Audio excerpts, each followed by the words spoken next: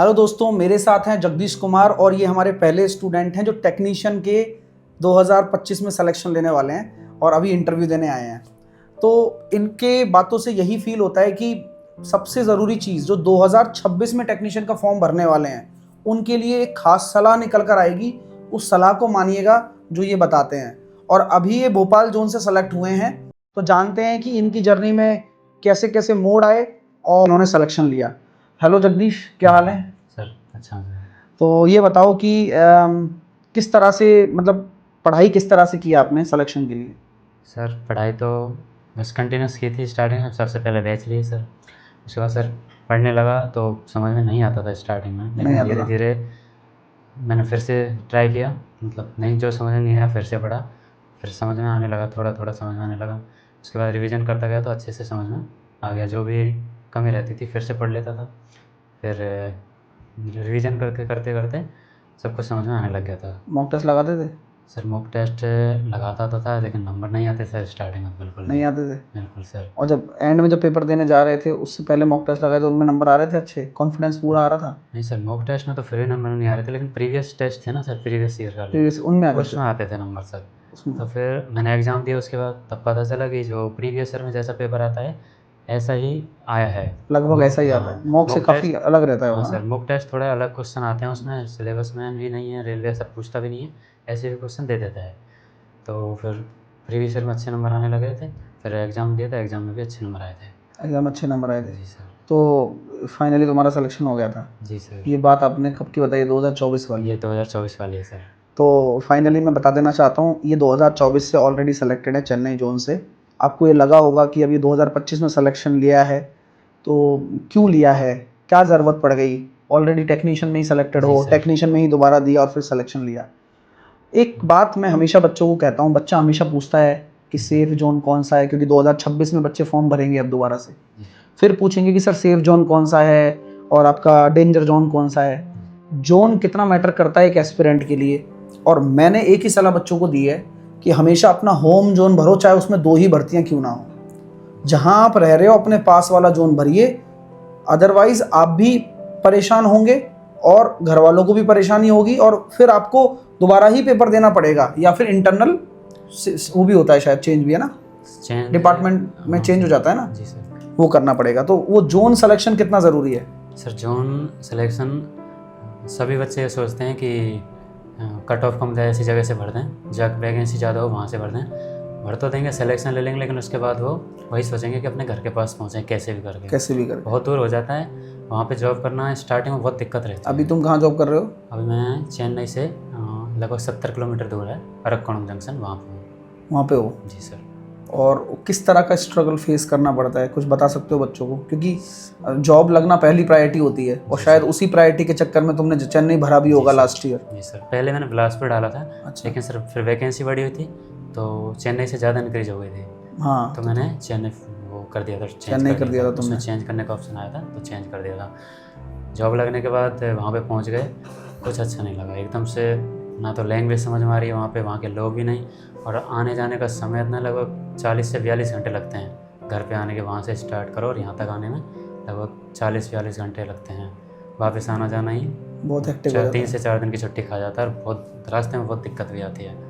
तो समझ में आ गया शुरुआती महीने में ही कि यहाँ से तो निकलना पड़ेगा। तुम्हें शुरुआती महीने में समझ में आ ही गया था? और तुम पढ़ाई कंटिन्यू कर रहे थे, अभी बीच में ब्रेक मार लिया था पढ़ाई से? सर ज्वाइनिंग के टाइम मैंने लगभग पढ़ाई छोड़ दी थी। अच्छा। ज्वाइनिंग के टाइम लगभग 2-3 महीने एकदम ख़राब हो गए थे। उसके बाद सितंबर में ज्वाइन हुई थी, सितंबर 2025।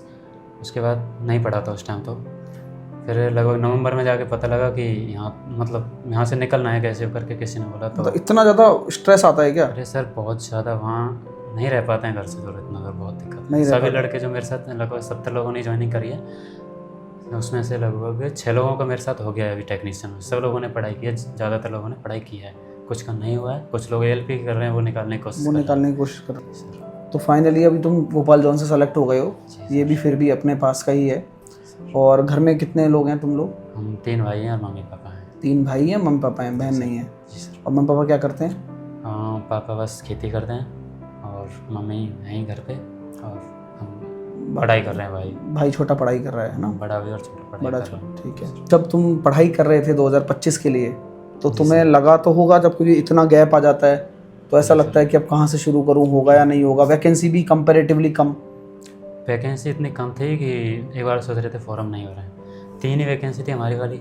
अब सिर्फ 3 वैकेंसी में फॉर्म डाला, सोचे क्या होगा इसमें, सिलेक्शन चांस ही नहीं था बिल्कुल। लेकिन फिर वहाँ से निकलना भी था, तो फिर पढ़ाई स्टार्ट की, वही जो पहले पढ़ा था अब तक बिल्कुल सेम उसी पे फिर से तैयारी चालू कर दी जो कल पहले की थी। टाइम बहुत कम मिला था वहाँ पे, 3 से 4 घंटे कोई पढ़ने मिलते थे, मैथ भी थी, तीनों सब्जेक्ट निकालनी थी, तो ये काफ़ी परेशानी आई वहाँ पे पढ़ाई करने में। काम करना भी रहता है पूरे दिन, थक भी जाते हैं, शाम को आके अकेला रहता था तो खाना भी बनाना रहता है, तो सर बहुत दिक्कत आई थी वहाँ पे। तो बताओ मैथ की तैयारी कैसे करी तुमने? सर मैथ 2023 से पहले मैं पढ़ाई नहीं किया था, 2018 में 12वीं पास की थी लेकिन पढ़ाई नहीं किया था 2023 तक। उसके बाद वो ग्रुप डी की एग्ज़ाम दिया था ना 2022 में लगी थी 19, उसके बाद लगा कि मैं तैयारी कर सकता हूँ।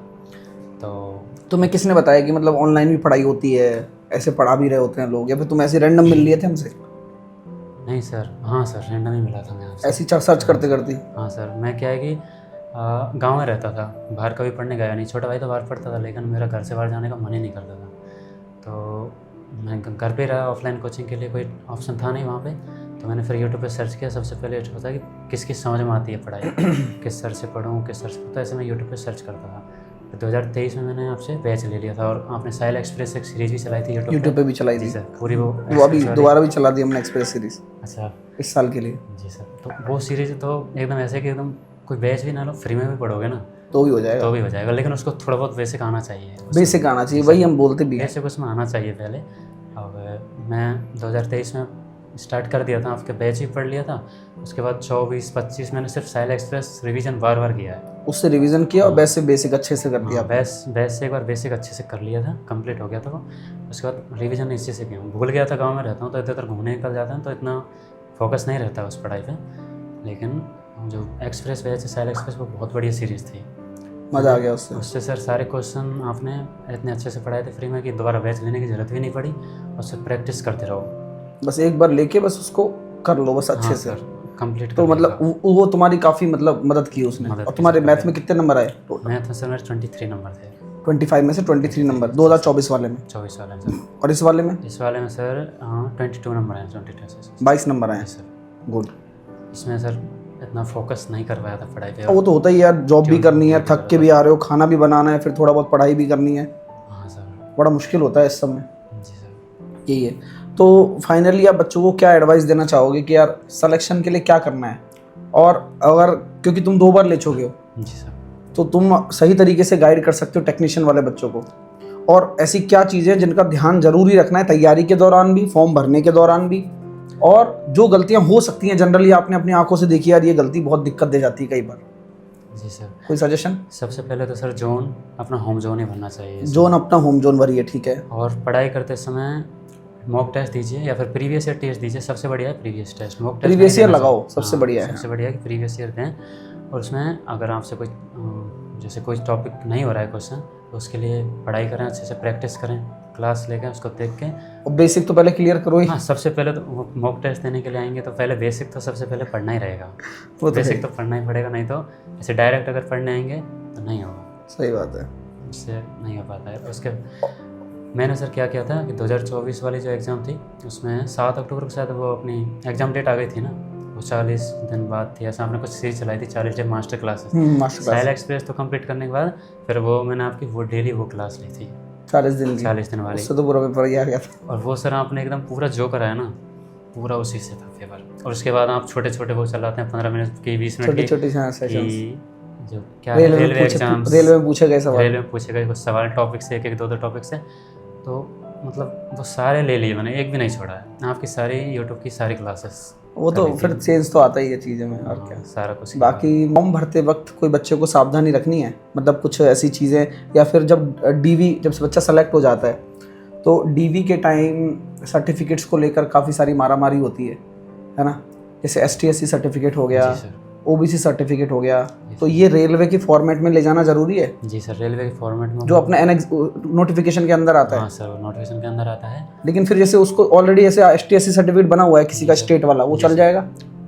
स्टेट वाला नहीं, वो सेंट्रल वाला होता है ना, येलो कलर में। येलो कलर वाला जी चलेगा सर, रेलवे में। रेलवे में हाँ सर। STSC येलो वाला चलेगा येलो वाला चलेगा।